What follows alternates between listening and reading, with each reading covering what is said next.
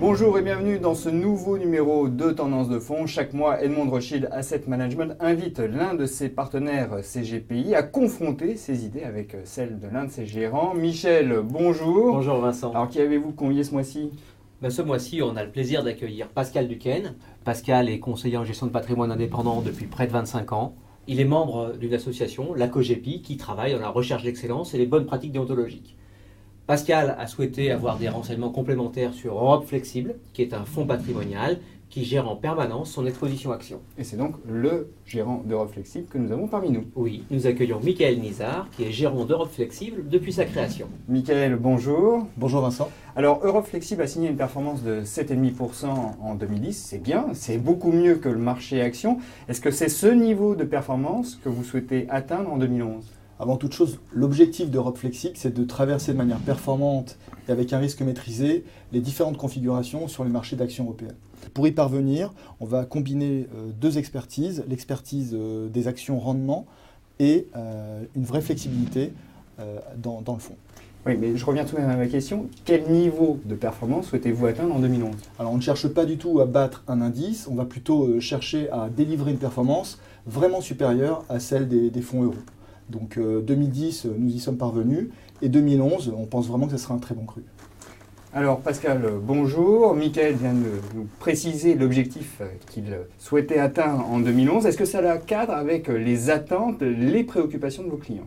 A priori, oui. Vous en doutez bien, les clients ont été très traumatisés par ce qui s'est passé en 2008. Par conséquent, performance et sécurité, c'est la martingale, c'est le produit parfait. C'est ce qu'on cherche, évidemment, tous. Les clients nous accordent leur confiance. On se doit aussi, à titre réglementaire, de vérifier, vous le comprenez bien, la composition des fonds qu'on est amené à leur recommander. Et par conséquent, j'aimerais mieux comprendre quels sont les moteurs de performance d'Europe Flexible.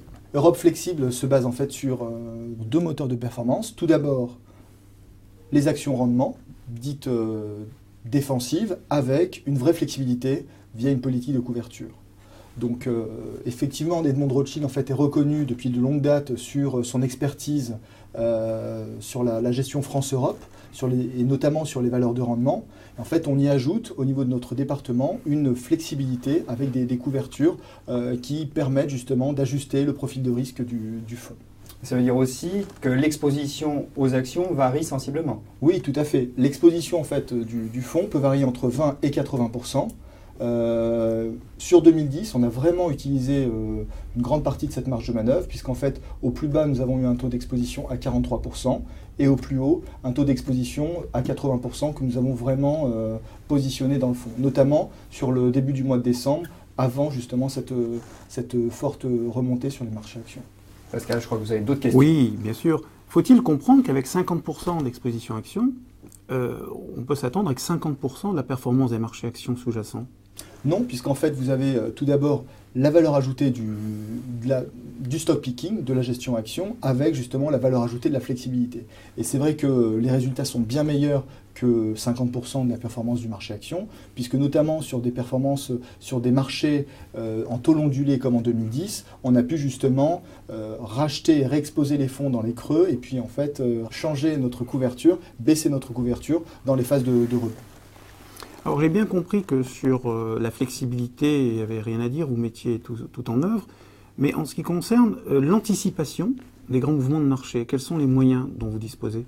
Alors en fait, nous avons une équipe forte, puisqu'en fait nous sommes 8 gérants et 2 analystes, pour justement mettre en place un scénario d'allocation avec justement une possibilité de forger des convictions assez fortes. Donc en fait, on a un comité d'allocation qui nous permet de se positionner sur différentes classes d'actifs et notamment sur les marchés actions.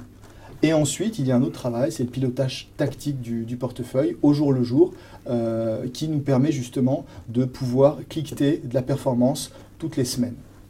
Pascal, votre question recouvrait aussi une question d'actualité, non ? Tout à fait. Au regard de la situation géopolitique pour le moins tendue en Afrique et des risques qui en résultent nécessairement sur les actions, les marchés actions en tout cas, quelle est la composition actuelle d'Europe Flexible et son exposition en actions ?